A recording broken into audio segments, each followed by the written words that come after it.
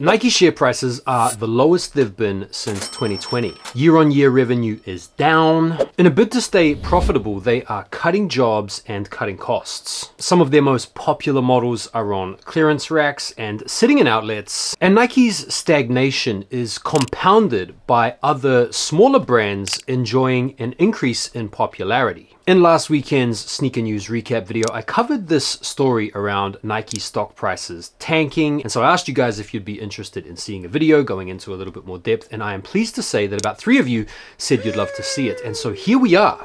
Today, we're going to be talking about how Nike fell off.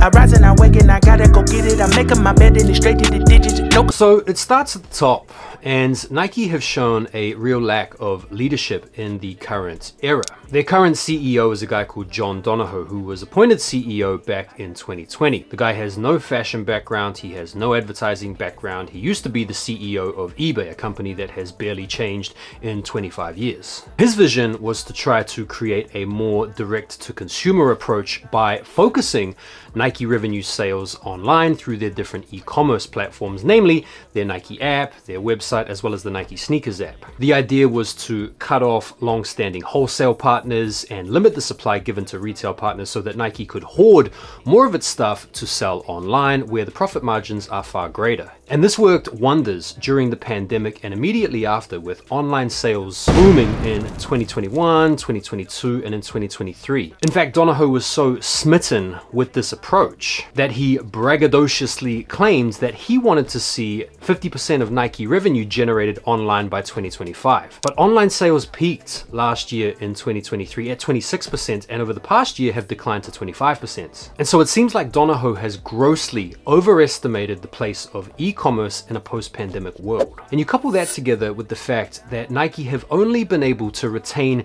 their profitability over the past year by cutting costs. They have been slashing jobs throughout USA as well as in Europe. They've cut down their presence in the APAC region. And this financial engineering is essentially off-putting to potential investors who are more interested in seeing revenue sales growing year on year. Nike anticipate a single-digit mid-percentage drop-off in the next year in revenue. And so that is part of the reason why Nike stocks are on the decline right now. I rise and I wake and I gotta go get it. I'm making my bed and it's straight to the digits. No cover jokers, that shit. I remember a time when Nike adverts were on all the time and they were really inspirational, they were really fun, they were humorous. Excuse me! Oh, nuts! Hold your horses there, McEnroe. I'm just trying to do my job. Understand that? I'm trying to help you out. Run, Ashley, run! Hey! Hey! Off the fence! Couple of monkeys up there. Game over. The night's done. They really inspired me to want to buy their products, but it seems like now Nike are relying on Travis Scott to wear a pair of Nikes to kick off the hype for it. I feel like they have missed a big trick here with Caitlin Clark. They've done very well to secure her signature. And if you think about what's been going on with Caitlin Clark over the past few months, she has become a WNBA sensation. She is bringing so many more new eyeballs onto the sport and promoting the women's game in a really positive fashion. And then you've got all these little sub-stories about her coming into the league and being bullied physically and being pushed off the ball and being screened really hard, all the while still showing off and playing really well. This whole thing is ripe for storytelling, and Nike haven't produced diddly squat in the form of Caitlin Clark merch or a Caitlin Clark signature shoe or a Caitlin Clark advertising campaign where they are really extracting all of the good stuff from all of these stories associated with her at the moment. And the adverts that we have had from Nike in recent times have been pretty whack. I mean, the whole Wembanyama thing, the big zoom outs from a cornfield, was pretty average. Even the Travis Scott Jumpman Jack advert was pretty cheesy. The Travis Scott collaboration with John McEnroe is the last example I can think of where it seems like there was a team or a group of people from Nike that were actually putting some thought behind some sort of a campaign. The only problem with that is that the product that they had to sling was pretty crap. You had a classic tennis shoe and then a collaborative shoe that was essentially the same shoe with a swoosh on back the front. Even Jordan Brand's most recent ad campaign with Jason Tatum screamed a little bit desperate to me. It was playing off the AE1 advert for his basketball sneakers. They had very similar messaging. There was even some subtle shade thrown. It felt a little bit forced, and so me personally, I feel like Nike have fallen off in a big way recently, owing to bad advertising or average advertising, or in some cases, no advertising. Yeah, I'm that nigga. Look in the mirror like damn it, I'm fitted. Looking outside like the world is all mine. The biggest reason, probably the biggest reason why Nike has fallen off in a lot of people's estimations these days is because of a lack of innovation. These are the new Nikes is a phrase that used to carry weight in the running world, or in the basketball world, or in the tennis world, or any sporting world. But now the phrase means these are the newest take on an old model that released 30 odd years ago. Let's go through these one by one. Let's start off with Nike's bread and butter, running. Running right now is in a massive resurgence in terms of mainstream popularity. You guys have probably seen running clubs popping up all over the shop. Apps like Strava and other active apps have really helped push this running trend. If you go to a running clinic to have a shoe fitting where they analyze your gait and they recommend a shoe for you to run in, it's very unlikely that you're going to be recommended any Nikes. At least for me, most of the people that I've spoken to that have gone for gait analysis and whatever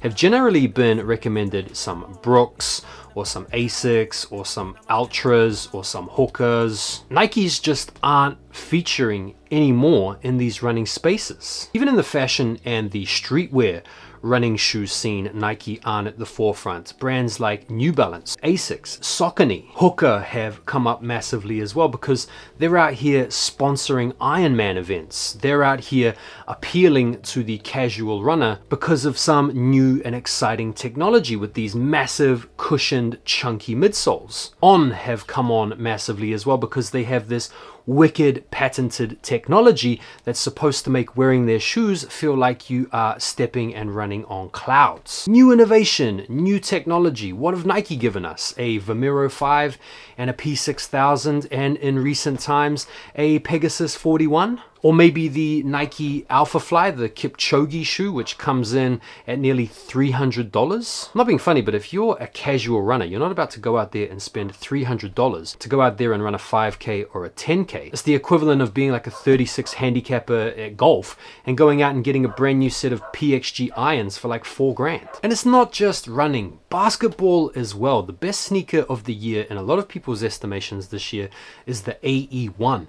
An Adidas basketball sneaker. This is an amazing sneaker that has sold out regularly throughout the entire year in all colorways. And what has Nike's response been? Well, let's look at the D-Book 1. This is a shoe that basically looks like an Air Force One with an EVA foam type midsole. We're talking about a 40-year-old silhouette that has been reimagined for the current day. This shoe feels like it was designed in part to play basketball in, but mostly to be a casual crossover shoe. So they've failed to innovate effectively in running, they've failed to innovate effectively in basketball, but what about some other models? Well, let's consider the Air Max DN. These launched with a Supreme collab in order to generate some hype and excitement around the sneaker, and whilst it's an okay shoe, it's nothing special. These look like they could have been dug out of the archives from the late 80s, early 90s. Ishod Ware's skate shoe is an okay shoe, it's pretty cool, but again, it borrows from Nike's already famous design language, meaning it's not really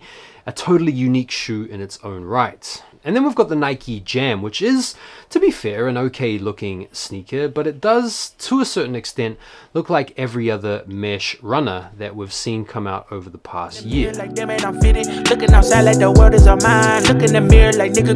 lot of people, including myself, have been getting bored of seeing the same old retros week in and week out from Nike and from Jordan Brand. How many pairs of Air Jordan 3s do you really need? The This over-reliance on the 80s and 90s nostalgia and this overly keen approach in trying to cater to sneakerheads has left the brand feeling a bit stale. I can say even from my own personal experience that over the past 2 or 3 years I have been drawn to other brands just because I want to try something new out or experience some different kind of feeling on my feet. It feels a little bit like Nike thought that they'd be able to hawk the price up on these retros and continue to sell them to us sneakerheads indefinitely, but it's starting to feel like a lot of sneakerheads out there are getting tired of this. Jokers, that shit is acidic, so I take a shot with the lemon and ginger. Look in the mirror like, yeah, I'm the nigga. A lot of people out there are pretty gutted that they haven't had a fair shake with the Nike sneakers app over the past 4 years. Whilst it seemed like resellers and people that are running bots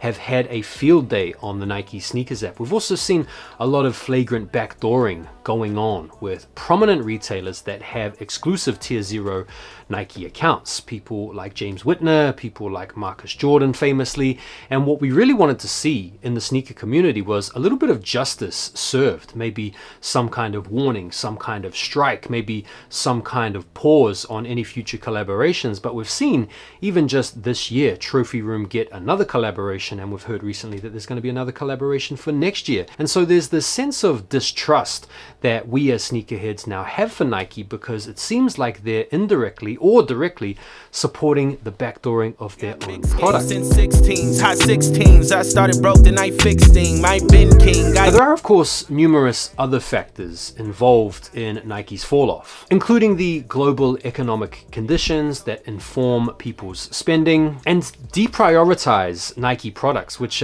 these days, because of the high retail price, because they've passed on the inflation to us, are seen as like luxury goods. And to see a Nike product as a luxury good is like absolutely crazy, because when you oftentimes get these products in hand, they scream anything but luxury. And I'm really not trying to overstate or overhype Nike's fall off here. They are still the big fish in the water. They are still profitable according to their accounts from the past year. They are still in possession of the largest market share, turning over more than double the amount of money that Adidas, their nearest rival, do year on year. But I think these things go some way to explain Nike's fall off in recent time.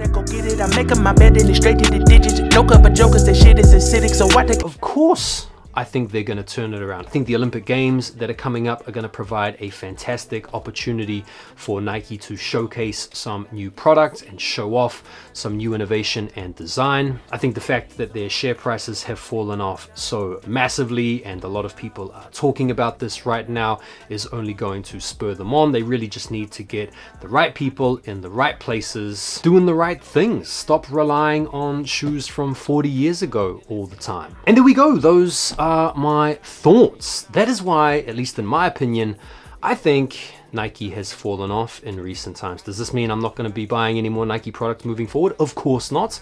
If I see some cool Nikes, I'm still going to buy them. I'm a sneakerhead, man. I'm a collector. I'm into it like that. But I do still want to see some more exciting new products from them moving forward in the future. What do you guys think? Do you guys have anything else to add to the video? Feel free to let me know. And let me know what you thought of this critique. Do you guys want to see more of these discussion-based type videos? Let me know. I will be happy to produce them for you. Thanks so much for taking the time to watch. Really appreciate your engagements. Don't forget to like the video before you bounce, and I'll see you on the next one. Take care for now, and peace. Down, life getting gone in a flash now. Fuck it in and I'ma stand out.